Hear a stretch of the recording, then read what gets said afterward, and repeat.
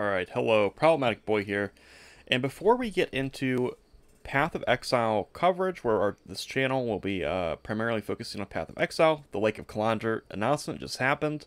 I did see, all the announcement and the patch notes. I don't think I'm going to do a live react, but I will talk about sort of, my league start plans, what I'm going to be doing, and all that stuff before next Friday when the league launches. And I, of course, will be playing it, even though, of course, well, not of course, but my stream, I haven't really been playing Path of Exile. I played Sentinel for 2 months, so then we've been hopping around to other stuff. And in the process of hopping around to other games, we've got to talk about the Elder Scrolls Online, a game that sort of slipped by me, and then I was very adamant about not playing it, and then I decided to play it, and was kind of shocked at how good it was, especially for, $20. So let's talk about the Elder Scrolls Online and what I learned as a new player, and what's a few important things for a new player, and also, is this game worth it? I will start off by saying right off the bat, to keep it short and sweet, do you like Oblivion and Skyrim style / quality of questing? Do you like spending time doing that? Do you like spending time running around? As you can see on the top of the screen there, we have a kind of it's like how it is in Skyrim, where there's points of interests that are showing you quests or NPCs, and then when you're riding out in the world, there's different markers, right? Got some delve markers, which is kind of like your traditional Skyrim dungeon, where you go in, there's a boss, it drops gear, it has a reward, and you can just be riding around and find these points of interest, right? Do you like that kind of gameplay loop of finding the points of interest, finding the quests, and doing them? If that's your kind of gameplay loop, this game is the best. The best thing you can do right now for your entertainment is to spend $20 on this game and just play it.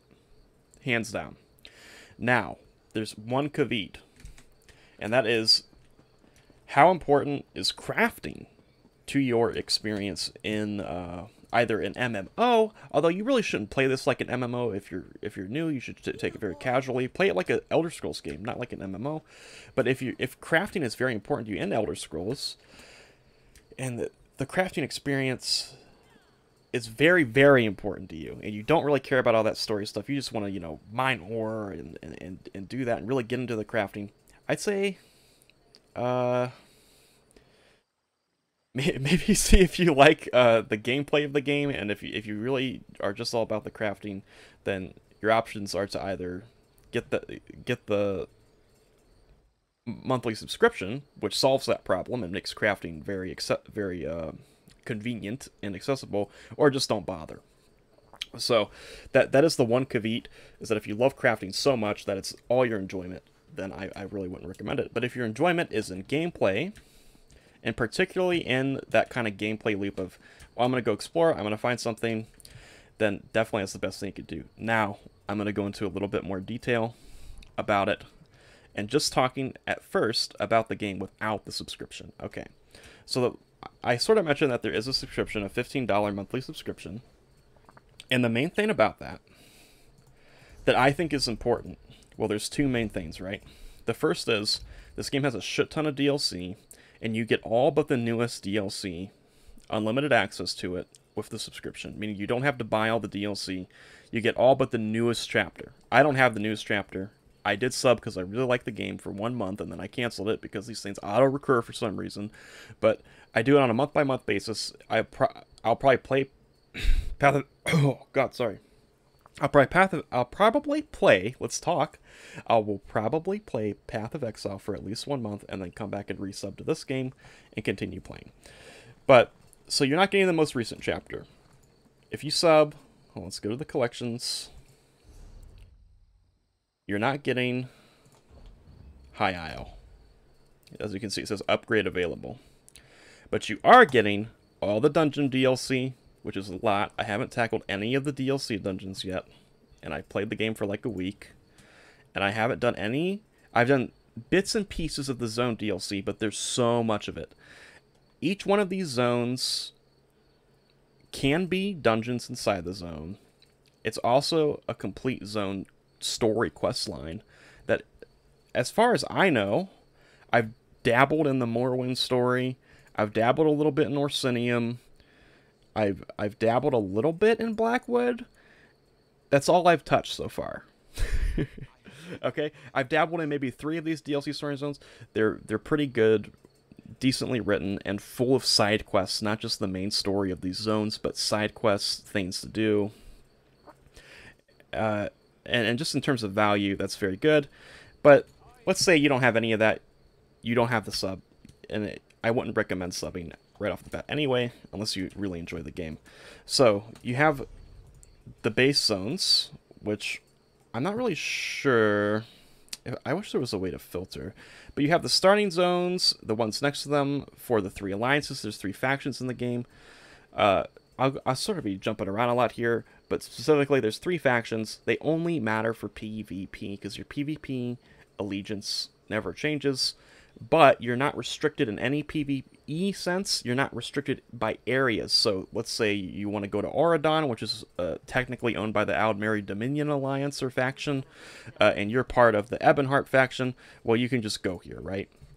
Guards aren't going to attack you. It's not like World of Warcraft or anything where there's hostile areas, and players cannot attack you in the open world either. So that's good. That's great.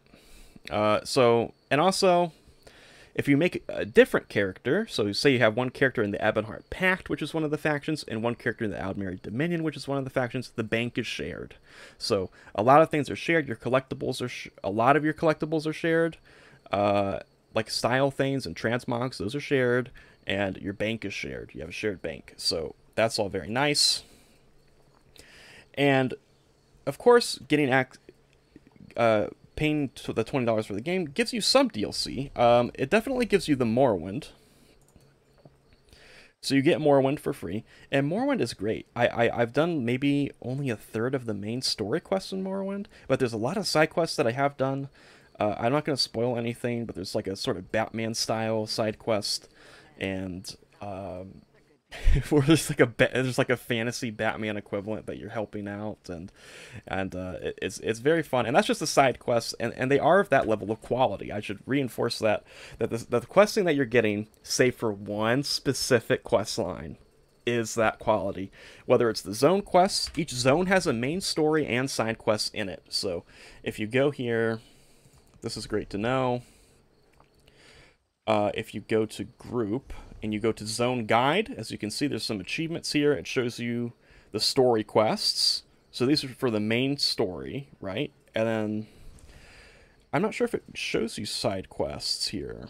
No, it shows you points of interest. The side quests you'll just have to find yourself.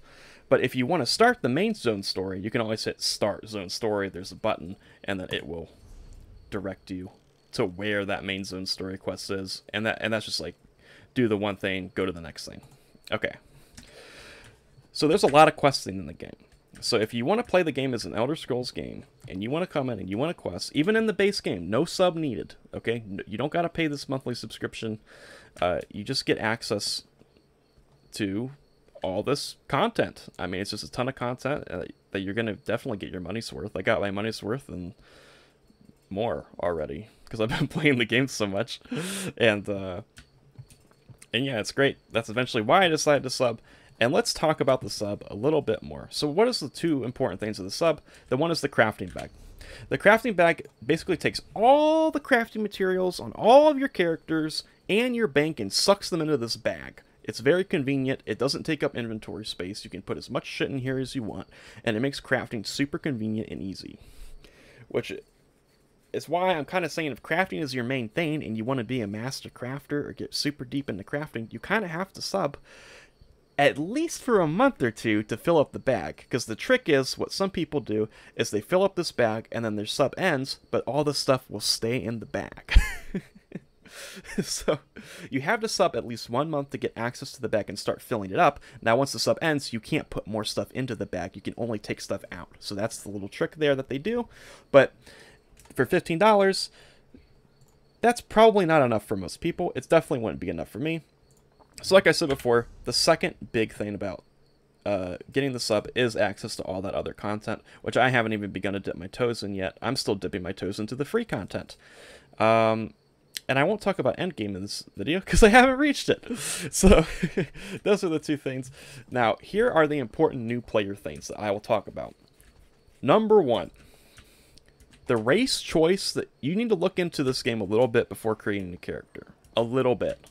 You don't have to go crazy. You don't have to follow a build guide, because for questing, your build doesn't really matter. You just need some damage. Choose a weapon you like. Use class skills that you like. You just need enough damage to kill the stuff, right?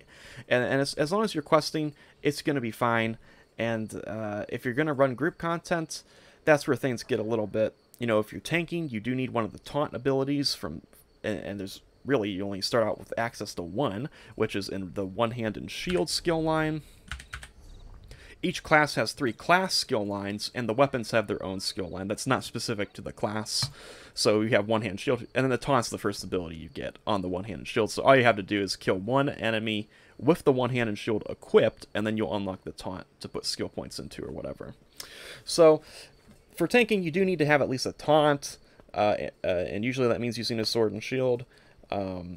And for healing, you want some sort of healing ability, usually from the restoration staff, but some classes have healing abilities too. And for early dungeons, it doesn't really matter if you're healing with just your class healing abilities. But if you like healing, you know, eventually you'll get a restoration staff anyway. So in terms of looking into things, your race is actually really important in this game. Races give a lot of racial skill bonuses that really define what they do. So for instance, we're a lizard man, we're an Argonian. Argonians are of course cool, that's why I picked them. But Argonians do certain things. So let's look at our skills and look at racial Argonian skills. Now every race has their own specific thing. Experience gain with restoration stuff, that's actually kind of useless because everybody can get it up to like 50, which is max. It just makes it a little faster. Swimming speed by 50%, which is fine. But then we get to some really core gameplay things. Life Mender increases your healing done by 1%. That means for healing throughput, being an Argonian is the best if you just want to put out high healing. Argonian resistance, you get max health and disease and poison resistance. This makes Argonians decent at tanking, because tanks need that increased max health. And resourceful, increases your max magicka and max stamina by 425. When you drink a potion, you restore 1000 health, magicka, and stamina. So this is great for tanks, because they use all 3 resources quite a bit. It's great for healers, because it can be an emergency. Oh, I need this, and it's max all the time. So Argonians sort of excel in this sort of tanking and healing role, but they also are kind of okay at doing as magic damage dealers. Not so much stamina damage dealers, but that's a whole other whole other discussion. But that's what I mean by you need to look into the game a little bit. You need to see what your racials are, see what your race is good at, and really the game breaks down pretty easily. The classes, the 6 classes, which you will have access to 5 if you don't want to pay for the Necromancer. What I did is I got the $15 subscription, and then they gave me free coins, and then I just bought the Necromancer permanently for my free coins, with my free coins. Well, they're not free coins. They give them to you as part of the sub. You see what I gotta catch myself there. But I used the coins that they gave me for subbing for $15 to, in addition to all that content it unlocked, I was able to get the Necromancer. So you'll have 5 out of 6 classes. Each class can do all the roles. So what are the roles in this game? This is just new player info. There's tanks. Tanks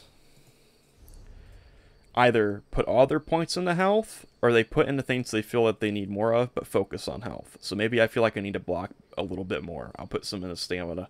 Maybe I'll put some in the magicka. Tanks are the only class that works like this.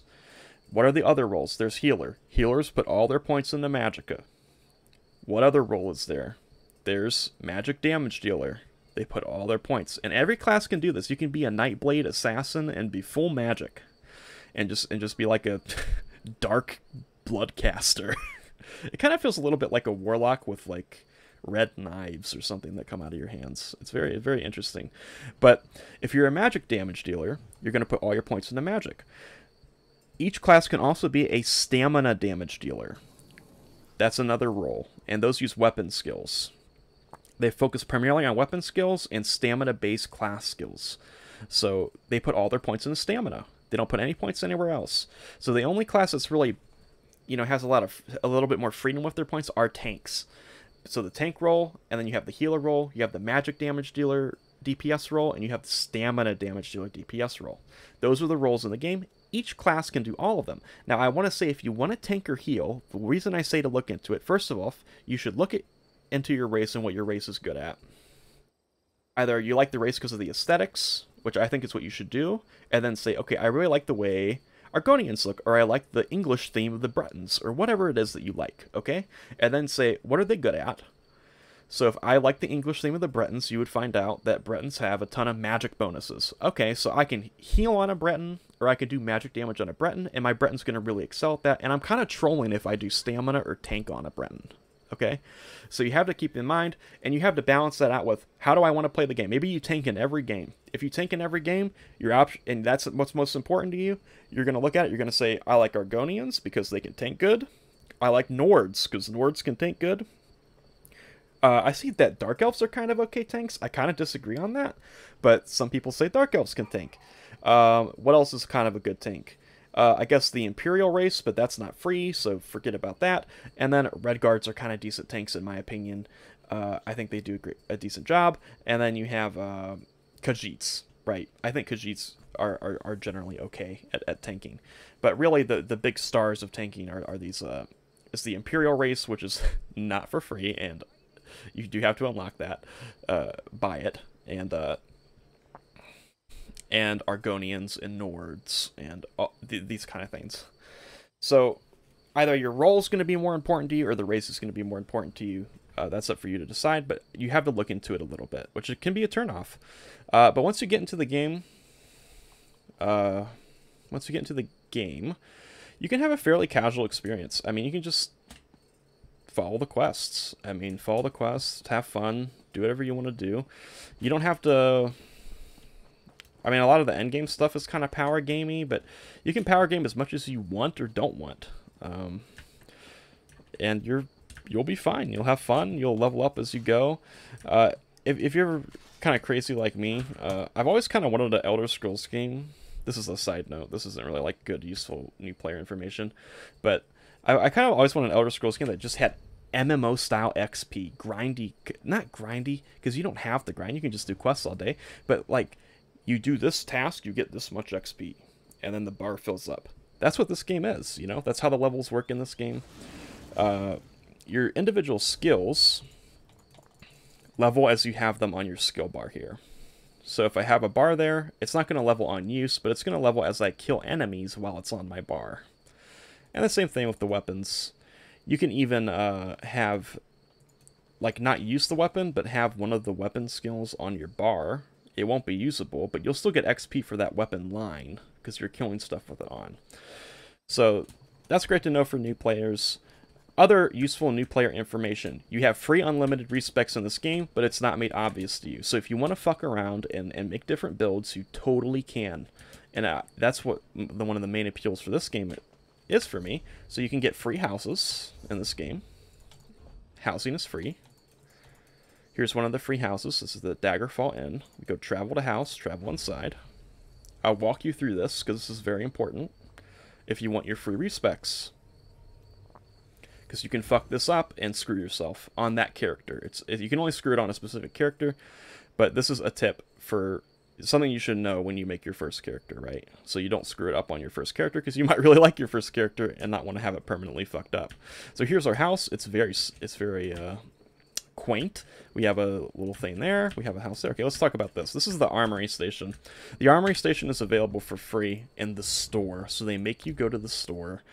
And it's somewhere in here. I think it's in furniture. Is it in furniture?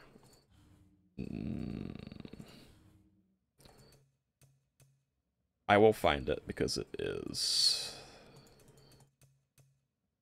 in here somewhere, grayed out because I already have it. Let's take a look. It's not in wardrobe. It's not in crafting. Is it in furniture? It is in furniture. So if you go to furniture and you go to special, you have an armory station for free. And this can go into not just one home, but all the homes you own. You can own multiple homes. I have 2 right now that I both got for free.